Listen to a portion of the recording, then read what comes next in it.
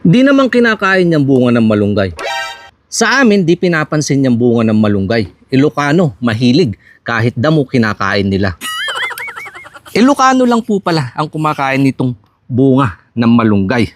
Sa bagay, hindi ko naman huy tinatanggi. Nakaramihan nga po sa amin, pagsasaka ang kinabubuhay at aminado po ako, minsan, gipit sa pangangailangan.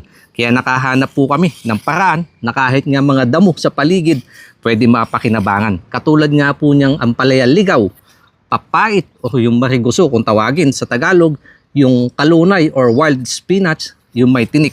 At isa nga po, etong bunga ng malunggay na pag uwi namin sa trabaho, galing sa bukid, tumitingin ho kami sa paligid ng pwedeng mapakinabangan. Ngayon ko lang po nalaman, nasa ibang lugar pala hindi po kinakain etong bunga ng malunggay. Well, isa nga po yan sa dahilan ng content ko para balikan yung mga pagkain kinamulatan natin at mga pagkain kung gusto mo namang subukan, pwede mo itong gawin. Pero hindi ko naman po ito pinipilit.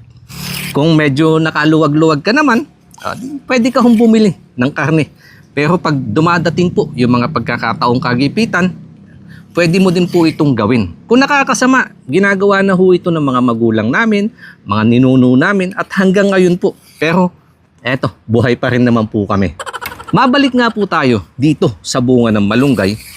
Kumakain din po ba kayo nito o hindi? Pa-comment naman below mga kanayon para malaman din po naman natin kung sino ang kumakain nito maliban nga po sa aming mga Ilocano.